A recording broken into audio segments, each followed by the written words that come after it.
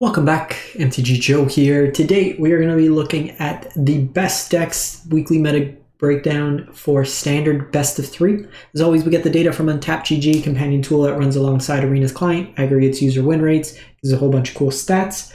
As a preface, I made a mention in the best of 1 video, because Thunder Junction will be coming out. This will be the last kind of metagame video for the next week or so until the new set comes, and then we'll dive right back into it and look at the best decks again with the new format. But things have kind of plateaued in terms of what's available. The black-based mid-range decks are pretty predominant, as well as the Nissa ramp decks that we're seeing a lot of, and it's kind of formulated into those kind of bundles of decks of what we're seeing. But we'll go through it. I'll paste all the deck lists and timestamp it so you can go from there. As always, we're trying to hit the 15,000 mark on YouTube in terms of subs. So if you enjoy this type of content, you want to know the best decks when Thunder Junction comes out with stats to back it up, not just someone playing 3 games and saying 100% win rate. Make sure to sub to the channel, free, easy, and helps out. The link for Untapped, if you want to use Untapped, is also in the video description. So enough of that. So we're going to look at the popularity of decks first, and then we'll look at the deck list itself. One thing I just noticed is doesn't look like the world's like the Nissa ramp decks are showing up on Untapped for whatever reason. I'm wondering if it's because Nissa is from Aftermath and it gives like weird kind of legality reasons with it. But the March, like last weekend's, it's March 31st, so like 3 days ago, they had the standard challenge, which is like the weekend MTGO challenge, like the bigger tournament. The Nissa ramp deck actually placed first through fourth, so we'll look at some of those versions of the deck there, and then we'll look at the Untapped stats of like the ladder win rates to supplement it as well. So just kind of a note there. So factoring into this win rate distribution does not account for that ramp deck, which is fairly popular. One thing, because this is popularity the day the ladder just reset, not a lot of folks are in Diamond yet. So we're not getting the stats. So we're going to look Platinum to Mythic right now, because most of the Mythic players are at Platinum. But when we're looking at the stats, we're going to be looking at the last week's worth of data. So that takes us to the end of the month. So we'll look Diamond to Mythic to see towards what's the top there. So playing around with the filters because of the time zone, like the time difference of ladder reset to account for it. But Dimir Midrange, very popular. A lot of different kind of variants of it. Some are playing Proft, some aren't. But we got Bad in there. We got Gix, Little Blue, kind of flyers, counter spells mixed into there. Boros Convoke at 11%. So one day they gave us Inspiring Vantage, which will make the mana base much better. Today, if you haven't seen, it's like Pest Control, I think is the card name, or something Pest. Black, white, 2 mana, destroy all permanents 1 mana or less, and it cycles, so now it just kills Convoke. So it gives and takes at the same time. Golgari Midrange at 10.5, Esper Midrange at 9. We have the Traxa Domain decks at 7.2, Azorius Control 6.7, and then kind of the lower end of the aggro decks. Seeing quite a big jump from Dimir. We've seen it as low as like 3% in February, and then it just kind of steadily increases. Seeing a decline in Boros Convoke, kind of plateauing. And then everything else is kind of staying fairly static. We see a little bit of a jump in terms of Golgari Midrange. Even the 5-color domain deck, relatively speaking, to where it was at, has seen a slight increase as well. More just like the decks that can support temporary lockdown, we're seeing as a combatant to the Boros Convoke deck. So like I said, we're actually going to start with the standard challenge.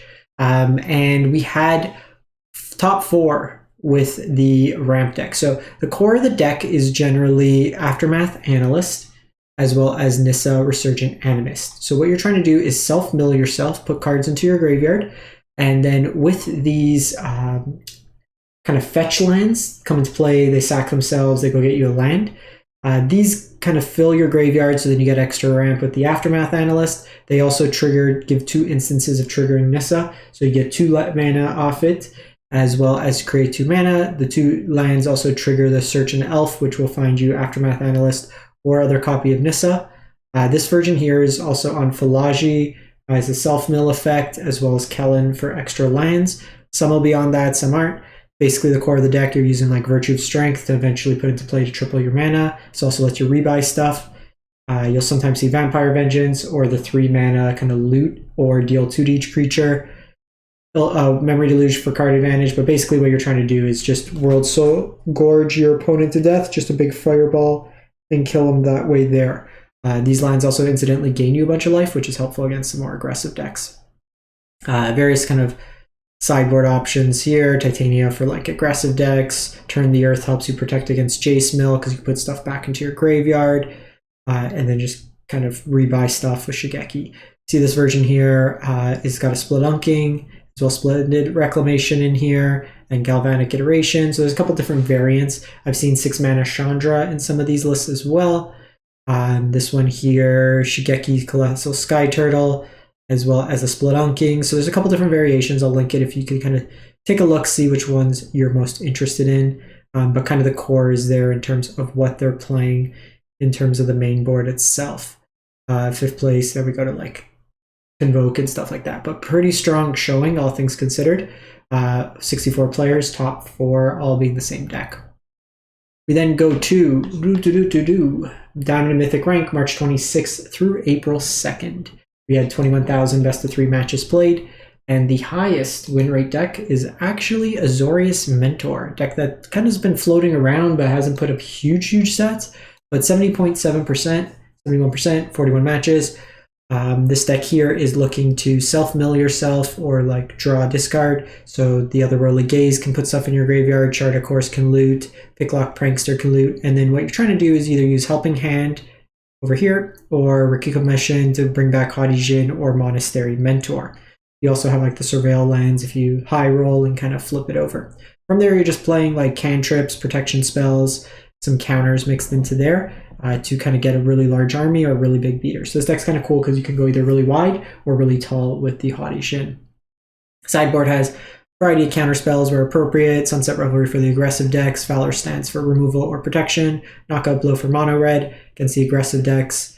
Temporary Lockdown as well as Depopulate as a sweeper. You can rebuy your stuff so you get some value. And then Spell Double. This spell cannot be copied. Choose one. If opponent has 8 or more cards in their graveyard, you may choose both. Copy target spell, you choose new targets or create a token that's a copy of target creature. So you can clone like an Atraxa or something like that, kind of get that value there, which is an interesting inclusion. Probably just play like Destroy Evil, to be honest. I think I would probably want to see a Destroy Evil in this sideboard. Helps with like all the various enchantments and stuff like that as well. Then moving on, we go to Bant Toxic, just a hair 0.7% under. This is interesting version because we haven't seen too many of them going upwards to Bloated Contaminator or Annex Entry. They've usually been lower curve, and not many of them playing the Slaughter Stinger. So this one's a little bit more creature dense. Does not have the double strike creature in here, which is usually a pretty much of a staple. So interesting kind of tweak with that. We're seeing more of the versions play like the Bounce Effects, Fading Hope, and Serum Snare is kind of tempo oriented to get rid of blockers. Incidentally proliferates as well. Binding is a counter spell. And then you can target your own stuff with Venerated Raw Priest to get that value there. Seed Core and Myrex as utility lines. Sideboard, again, just situational counters for the grindier matchups. You have Experimental Augury. Also pretty useful against if they're bringing in more removal. Temp Lockdown, stuff like that. Just because you can, once you get the first poison on, you don't necessarily need creatures and you can get that value there. Get Losses removal, Annex Entries removal, Bloated Contaminators just as a bigger creature in like Creature Mirrors. Knockout Blow versus Mono Red, which is a tough matchup. Staff of Completion is pretty interesting as well. Against the more control decks, just provides you either card draw or proliferating, so just another way every turn that you can just pay 3 life and kind of put a clock on your opponent. Boros Convoke. So this is one of the more aggressive decks of the format. Basically, play a 1-drop that makes an artifact, Gleeful Demolition it to make a bunch of tokens, and then you can convoke out Knight Errant. You're basically just creating a very wide board, taking advantage of removal and like the Anthem effect of Case, or Imidane's Recruiter to power up your team. Similarly, Sanguine Evangelist with the Battle Cry ability. Mirrex kind of helping clutch together the mana base with Thran Portal and Cavern of Souls, all of which should be improving once we get the Inspiring Vantage. So this is a deck, like I said, it'd be interesting to see like how it kind of works with the new kind of sweeper that's coming out, if that's enough to kind of hold it back. We've had like 3 mana sweepers that can kind of outpace 2 mana, hits it like before that kind of crucial turn. Give me 1 sec, kind of going through there. Sorry, my wife pinged me something urgent. Sorry. And the festivities, a sweeper is kind of for the mirror. Get Lost is removal, Lantern Flare for bigger removal, Thalia for tax on control, Artifact Enchantment Hate specifically, Temporary Lockdown, and the Wedding Announcement for the more grindier matchups. Moving on, we go to Esper Mid, so 65%. This version here is just kind of taking advantage of a lot of instant spells, Fairy Mastermind, Go for the Throat, No More Lies, really good disruption package.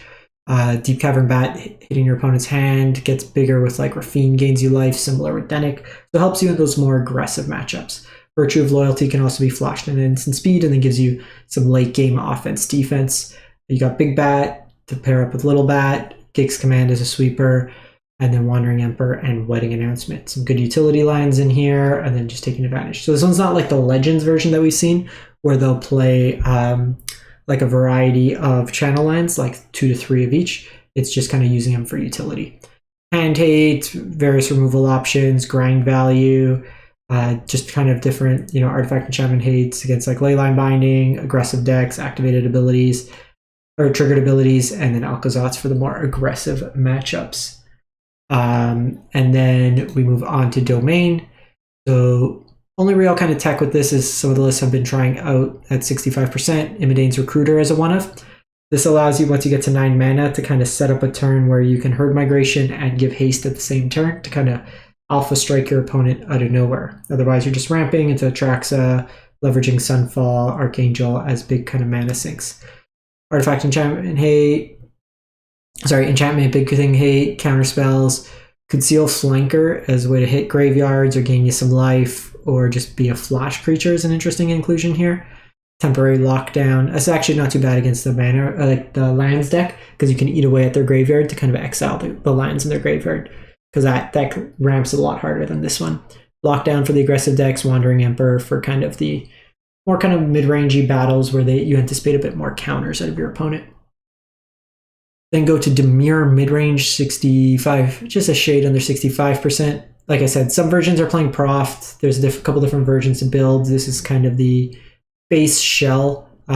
Seen people try out the Lazav in here, but the core of the deck is like cheap creatures with evasion, 1 and 2 drops that then draw you cards off.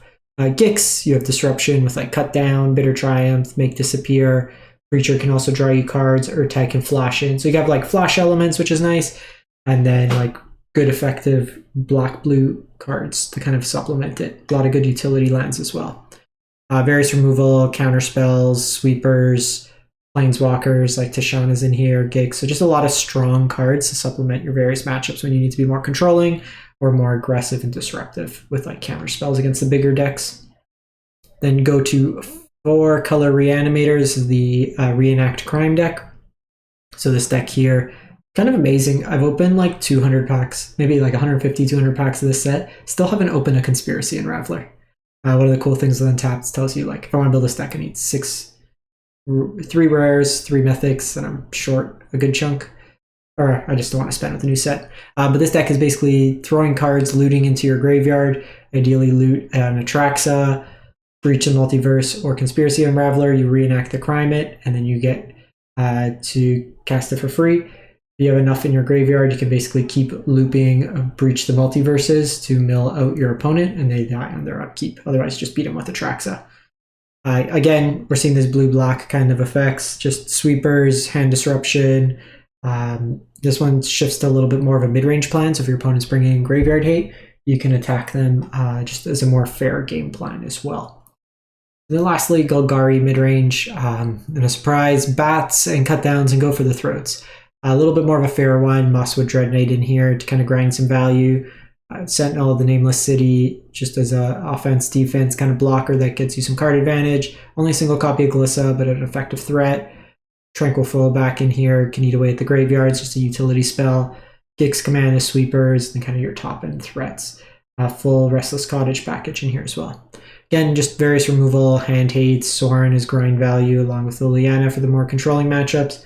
Same with Nissa, and then Cruelty at Gix as a way to kind of fight those more mid-range battles. I wouldn't mind, I guess 2 throwbacks probably fine. Maybe even a 3rd could be reasonable. That's it. Let me know what you think, what you've been playing, what you've been enjoying, and like I said, we'll be back with Thunder Junction when it comes out. Thanks for watching. Hope you have a great one. Stay safe out there.